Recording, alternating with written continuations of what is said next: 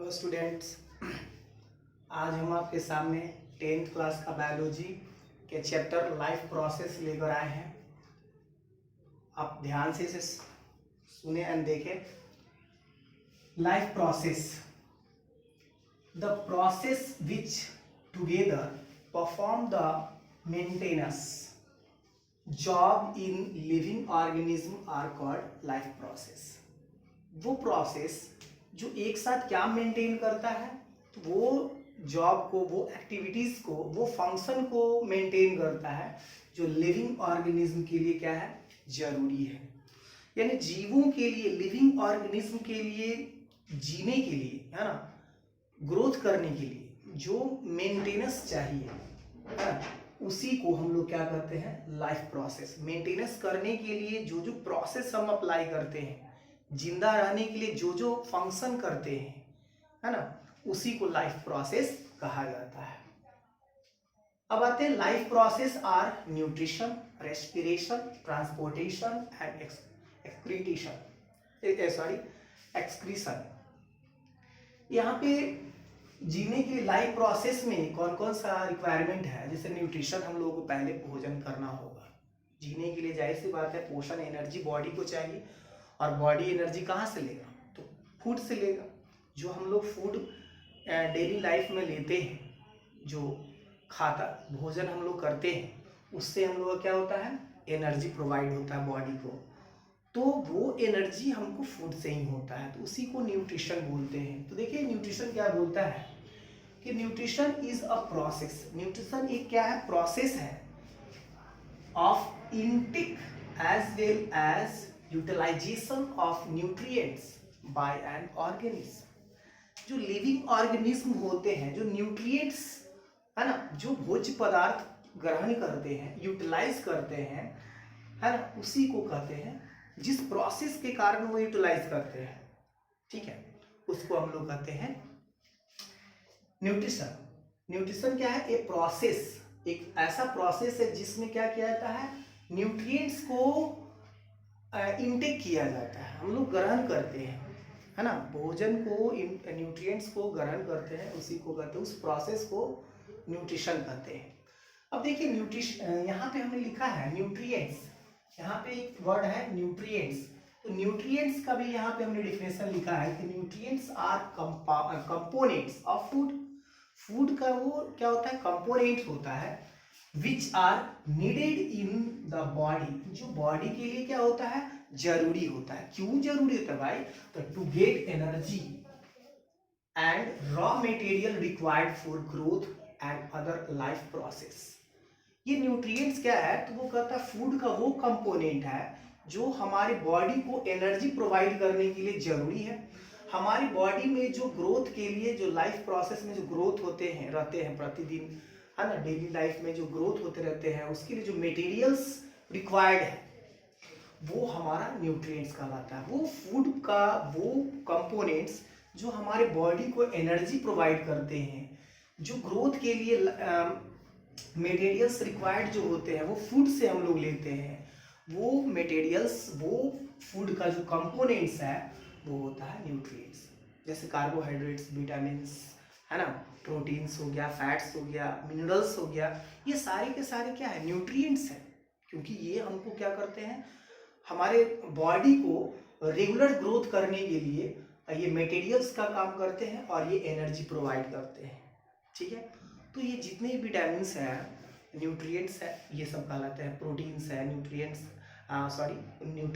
Proteins है, vitamins है, ये सारा हमने जो नाम लिया, ये सारे के सारे न्यूट्रिएंट्स। अब न्यूट्रिएंट्स के बाद देखते हैं कि there are two major types और मेन मोड्स ऑफ न्यूट्रिशन। तो दो तरह के न्यूट्रिशन होता है। ये हमने बताया कि न्यूट्रिशन एक प्रोसेस है। तो एनर्जी प्रोवाइड करने के लिए, बॉडी से एनर्जी मिलने के लिए जो हम लोग फूड गेन करते हैं, उस फूड को कैसे कैसे गेन करते हैं, जो प्रोसेस यूज करते हैं, वो प्रोसेस दो तरह के होते हैं, autotrophic nutrition and heterotrophic nutrition. Autotrophic nutrition में क्या है कि in this types of nutrition organism prepare its food from simple inorganic substances.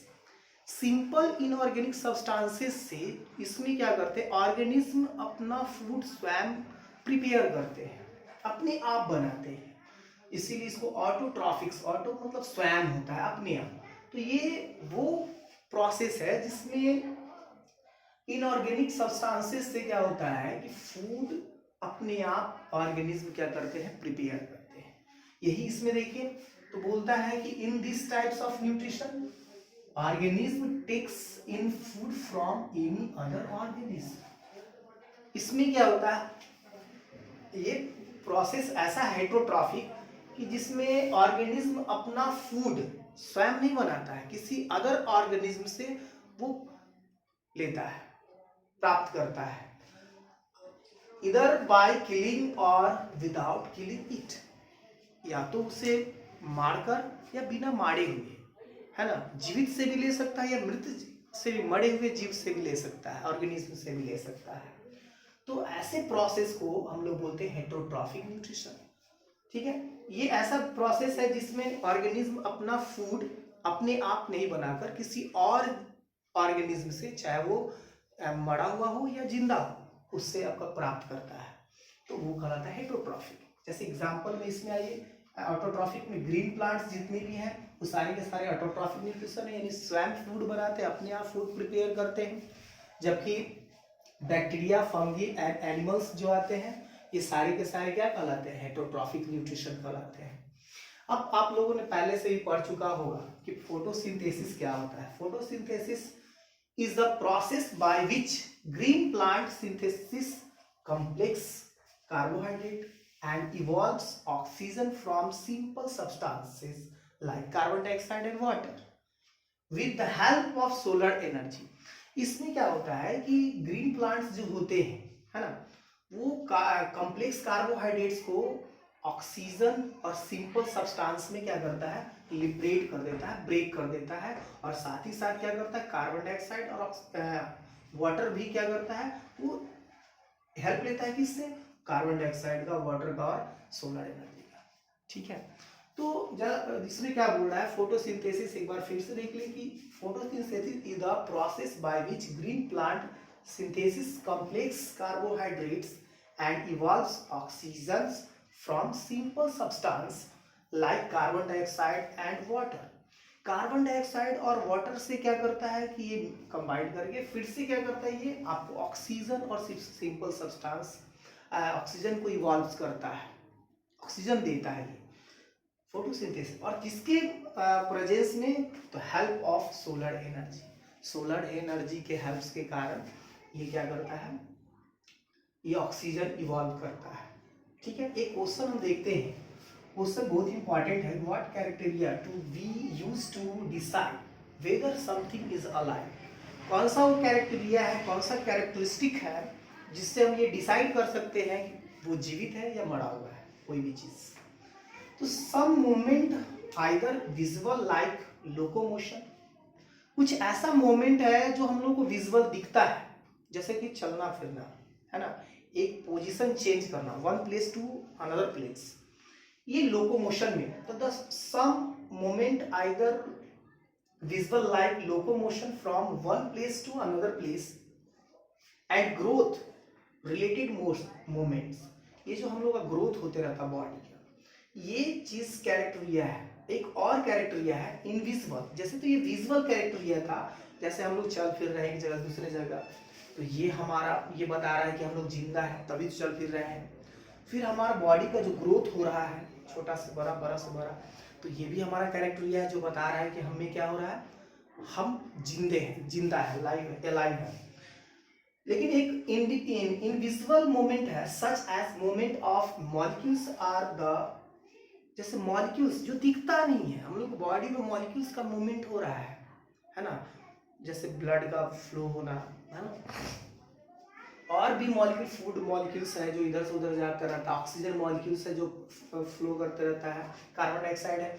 तो इस तरह से जो मॉलिक्यूल्स का जो फ्लो है, मूवमेंट है ना, मूवमेंट, यहाँ पे हमने लिखा मूवमेंट ऑफ मॉलिक्यूल्स, ये इनविजिबल मूवमेंट है। तो दो तरह के मूवमेंट है, विजुअल मूवमेंट और इनविजिबल मूवमेंट। इसी दोनों कैरेक्टरिया के आधार पे हम बता सकते हैं कि कोई जिंदा है, मरा हुआ है, अलाइव है या डेड है। तो यहाँ पे आंसर था। आशा करते हैं ये आपको समझ में आया होगा। ठीक है, मिलते हैं नेक्स्ट वीडियो के बाद।